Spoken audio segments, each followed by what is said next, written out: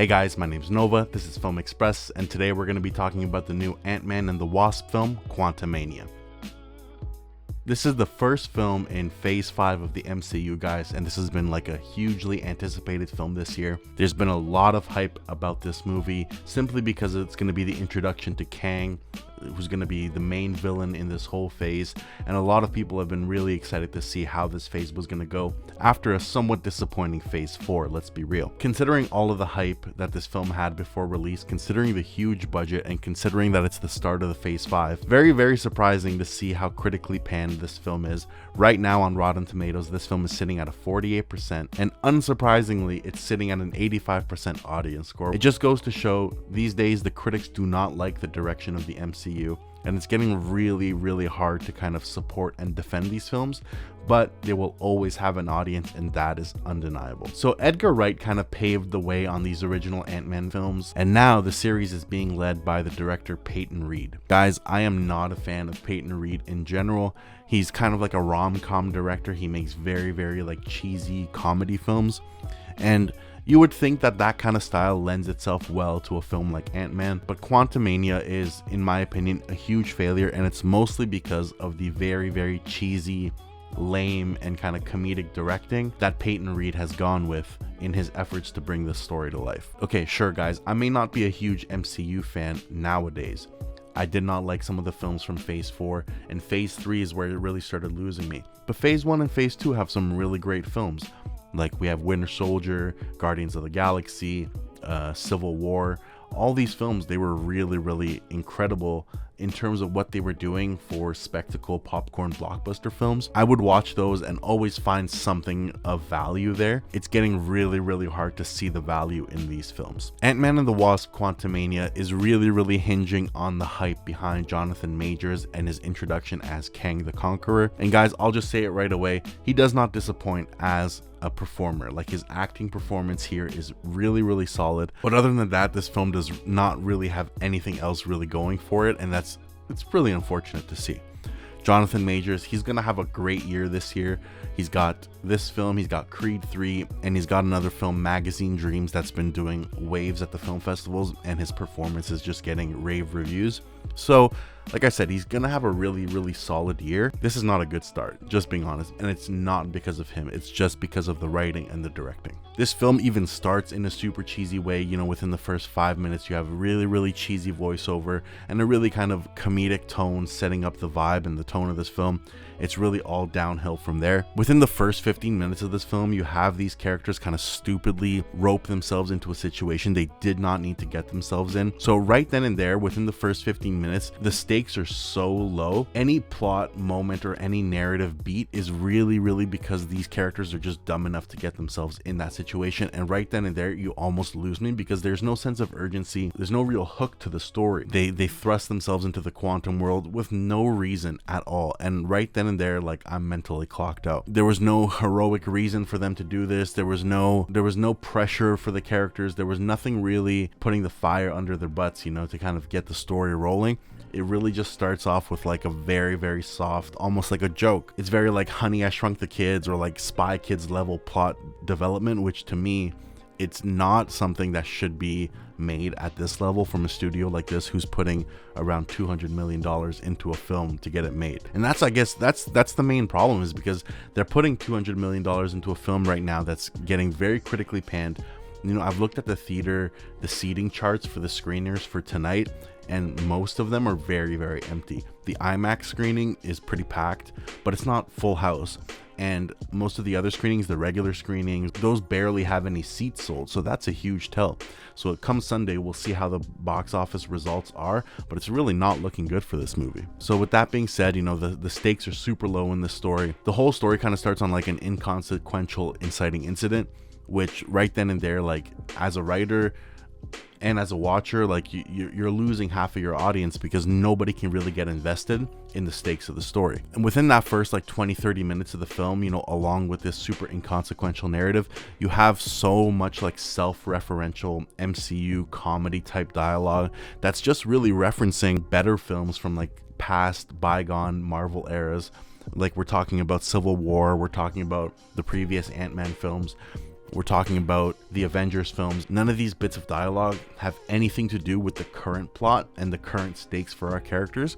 So again, that's another point against this film. It really sucks because you're not giving the audience a reason to get hooked to this current story. You're really just banking on the fact that, like, hey, this is a character that's been involved with the Avengers, that exists within this world of the MCU, and Marvel knows that that is enough to get the butts in the seats and to get people watching, and that they're going to make their money back. Within the first 10, 15, 20 pages of a script, you really need to set up something that shakes up the status quo, something that gives the characters in the story a reason to have to, like, pull themselves together and make a change. That doesn't exist here. Again, they get thrust into the quantum world just because of their own stupidity, and that is a really big negative flaw. So I think most of my criticisms right now are basically due to the script, and we're going to talk about this. The screenwriter here, Jeff Loveness, this is his first feature film screenplay. A lot of writers and screenwriters, they're not going to get their first feature film writing opportunity at the, like, a high salary level of the MCU. If you look at his experience and his history in the industry, really the only thing he's done is work on a couple Rick and Morty episodes, and he's written for the Jimmy Kimmel Show, and he's written over 500 episodes for the Jimmy Kimmel Show, but none of that translates well to feature film screenwriting. So for me, it really begs the question how he even got that, like, who owed him a favor to give him this type of role, because there are so many talented writers. This is not just me speaking from a bitter perspective, because I'm a screenwriter as well. I'm very happy with the opportunities that I've been getting recently this past year. I know a lot of really good action writers who write stuff like the MCU, who are really working their butts off to try to get some opportunities, and it really just goes to show it's your connections. It's like who you know, because the fact that he went from writing for Jimmy Kimmel and, like, random comedy shows to writing a feature film for the Marvel Cinematic Universe, that's a huge red flag. Me being on Letterboxd, I see a lot of indie films, short films, and feature films from Letterboxd members who share their films, and within that experience of watching films made at the indie level with budgets of less than like $15,000, $10,000, I've seen better narratives and better screenwriting on Letterboxd from Letterboxd members than what is presented here in Ant-Man and the Wasp Quantumania. This is really crazy to me because you have people who are really trying to make their way into the industry and they're not getting the opportunities. You have this guy who really doesn't deserve this, and Jeff Loveness, to me, he's a really bad writer. He should not have gotten an opportunity like this. And this is a failure of a screenplay on most parts. And I'll get into more reasons why, but already within the first 20 pages of the script, within the first 20 minutes of the movie, it's really evident that he doesn't know how to hook an audience into the story. It's even more crazy to me because after this, he's writing an Avengers film. His second feature film writing gig is the Kang Dynasty film, which is like a huge, big budget. It's going to be like a $300 million film, no doubt. It's going to incorporate way more characters, and he can't even write small stakes, small character development, and small character moments well. At this point, I don't see the merit in giving this guy another chance because this film is really failing at the critic level, and even on Letterboxd it has like a 2.9, which is super low by Marvel standards. Like, generally Marvel films have so many apologists that are defending the film, that are giving it 4 or 5 star ratings even when it really doesn't deserve it. But even this film is starting off with a 2.9 as of yesterday at the premiere. That's another big red flag. It just seems like we've gotten so far from the quality of the stories that we had back in phase 1 and phase 2, like the original Iron Man, Winter Soldier, Civil War, like the story with like Captain America and Bucky.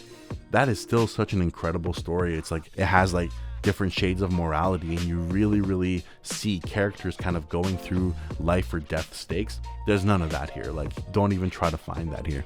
Whether it's the acting or whether it's the writing that really don't work here. A big thing I've noticed is that there's not really anybody who's trying to give a good performance other than Jonathan Majors. Even the editing kind of reflects this because there's not a single shot that kind of lingers for more than like 2 or 3 seconds. It's like really super choppy. It cuts to people saying their lines, and I'm sure they're like trying to cut the best takes possible to kind of craft the scene together.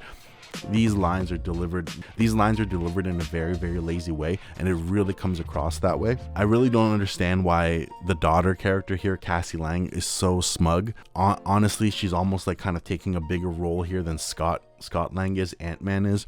Like, she's throwing more punches, she's leading more of the action scenes than Ant-Man is. She literally has more agency in the story than Ant-Man does. I'm really not sure if this is like studio involvement, kind of really pushing for female characters to have more pull in the story, but it doesn't feel organic, and her performance is really not kind of selling the fact that she's thrust into this type of scenario. She's really playing it off super smug. That wasn't working for me. All the side characters here are super inconsequential, like Michael Douglas's character, MODOK, we'll get into that in a second, Michelle Pfeiffer's character. They all kind of just passively go about their scenes, and they really don't develop as the story goes along. So that's another big failure. Even Paul Rudd, like, I like the guy. I've always liked the guy as a comedy actor. He's been in some of my favorite comedies, but he's really phoning it in here. To me, honestly, he's not superhero material, and it's really coming across in this film. Granted, I wasn't a big fan of Ant-Man 2. Ant-Man 1 was kind of okay. It had some charm to it, and it really played the comedy angle. But this one, there are moments where it's supposed to be super serious. There's like a moment at the end where you'll know it when you see it. He grows super large, because, you know, Ant-Man can go small and big. He goes super large, and he's like destroying a city in the quantum world, and he's delivering this monologue about keeping your word to Kang, and it's one of the cheesiest things I think I've seen in a very long time. It just didn't work for me, and like I said, he's not adding that emotional weight to this character. I'm not saying this character is like a really emotionally multi-layered character. Some more like acting chops would have really elevated this, especially because he's acting alongside and in front of Jonathan Majors, who's putting on a really strong performance. And let's get to Kang now. Kang, he's super well performed by Jonathan Majors. I will not take that away from Jonathan Majors. He did a phenomenal job. He's almost like the only person in this story who's concerned with elevating the written material into something more entertaining. It's an impressive turn from a guy now becoming like a household name, and he's now going to be the big villain in all of Phase 5. You can rest assured that as a villain, he's going to do a great job for all these movies, and I have huge faith in his acting ability going forward. The main problem here is the character itself of Kang. He's written with very little logic. That's a big problem with the MCU films, you know. I can think of 2 villains in the MCU films who've had really believable character development, and as villains they pose such a huge threat. And of course, you might even guess who I'm going to say. That's Thanos. He was well developed, and you could see his journey into becoming this super powerful villain. And Killmonger from Black Panther, who as a villain you understood his motivations, and he was written so well that you can kind of understand and see his side of things. Kang here, he does not come across like that, unfortunately. After introducing the character, you know, within the first couple scenes, they spend so much time telling us and showing us flashbacks of the kind of destruction that he's capable of, but we never really see it in motion. You never really see his powers, and you really never feel like he's a big threat at all, which is really unfortunate. You know, this is a classic rule in writing. It's show, don't tell. And in this film, we're told everything that Kang is capable of. We're not shown the extent of his powers. We're not shown how ruthless he is. We're not shown how fed up he is with the situation because he's been stuck in the quantum world for so long. It's really just told with a few lines of dialogue and a couple flashbacks. To me, that's a big wasted opportunity. His threats really feel empty. His potential isn't really fully explored. And the biggest thing here is that his only real weapon is his reputation. You know, it's like you hear the name Kang and everyone kind of like acts as if it's a threat. It's not. It doesn't feel like that, and it doesn't feel like we're supposed to be worried about what this guy's capable of. And even by the end, you know, the way Kang is defeated for now in this film, it's such a cheesy, kind of laughable way to defeat the main villain who's supposed to be this huge like super threat. It made me laugh anyway. It really wasn't what I expected from a character who's supposed to be so hyped and supposed to really lead the Phase 5 into the next Avengers films. It really bothers me because it just seems like right now we're throwing characters into a blender, putting them in different scenarios and hoping the scripts will write themselves. We have Ant-Man, we have the Wasp, we have Cassie Lang, and then we have Kang, but none of them really have chemistry with each other, and none of them, they're not working off of each other very well. And again, like I said, originally the stakes don't feel real enough. The story doesn't develop in an organic and natural way, and it's super unfortunate to see. I really think that there could have been so much potential here. You know, you have obviously a very cool world that you're exploring with the quantum world. You have all these super cool sci-fi moments. You have a character who's more comedic, sure, with Ant-Man, but he's face to face with this super grounded villain who could have really like shaking his whole world up, and that just never happens. It's all played super safe. And I understand, sure, that these films are supposed to be for kids, but this is a really missed opportunity, because the Marvel films before, they have gone to like darker themes and darker ideals, and I'm not saying every character should be at threat of dying, but there really should be a bigger sense of danger, and we really don't get that here. It's crazy to me that this is a $200 million film. $200 million, and it's super campy, it's super cheesy. What's crazy to me is that this might be visually the worst looking Marvel film I've seen to date. And we've all heard the controversy about the CGI FX developers at Marvel, how they're getting mistreated and they're being overworked. And you could see how that is taking a big toll on their films, like Black Panther, Wakanda Forever. The CGI and all of the third act looks super cheap. And just recently I watched the original Avatar from 2009, and I could say like the 2009 film Avatar looks better visually than Black Panther did. And again, the same case here. Quantumania looks very poorly made. The colors are super off. Sometimes it's super dark. Sometimes it's just like a Skittles explosion on the screen of colors and flashes and things like that don't have like that striking visual appeal of a $200 million film. And that's really unfortunate. I talked briefly that MODOK was in this film, and MODOK, you might have heard about him from like the graphic novels or the cartoons in the past, but MODOK here was just insufferable, guys. I could not stand at any moment that he was on screen. He's played for comedy for the most part, and that's not the biggest problem, is that his character is visually very ugly, and the graphics and the CGI are super laughable. So anytime he's on screen, like, I almost just chuckled at myself, because it didn't really sell the idea that this character Darren turned into MODOK is not only possible within this world, but it's like a tangible, real character. I didn't get that impression at all. Luckily though, by the end of the film, he does have like one line that really made me laugh. You'll know it when you hear it. That's really the only thing that I had going for it, because MODOK in general, like, I can't unsee what I saw there. It was so bad, and visually it was just not working for me. Granted, it's such a hard idea to bring a character that's just a big floating head to life. It just wasn't working. Like, they should not have even attempted to do that.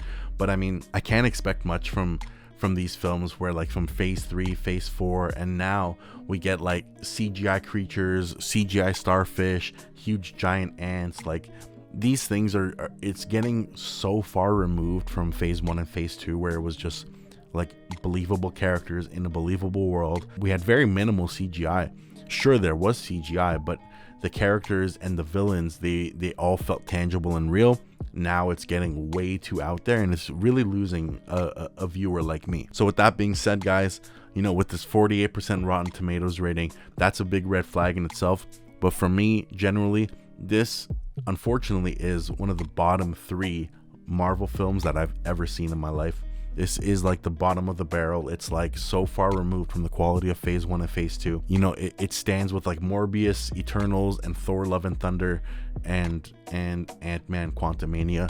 Like, these are the worst Marvel films, and this is just a new entry into kind of the new lows that the MCU is going for.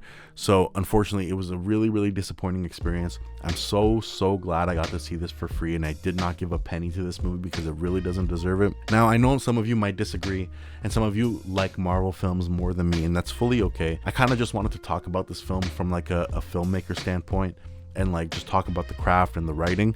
But I know that some people can really kind of put those criticisms aside and just watch the film, escape reality for a bit, and enjoy what they're seeing. I'm having a really hard time doing that these days. So when I'm watching something like this, like, my critical mind is just going in overdrive. So unfortunately, this just really didn't work for me. But I would love to hear your thoughts, guys. Like, what did you think of this movie? Did you enjoy Quantumania? Please let me know down in the comments. It would be just a joy to discuss this movie with you guys. We'll keep it as objective and as polite as possible and as civil as possible. Guys, please like and subscribe to the channel. It would really help so much. And please hit that notification bell so you'll find out whenever I drop a new video. I have way more reviews coming for you guys. Again, my name is Nova. This is Film Express, and I'll talk to you guys later. See ya.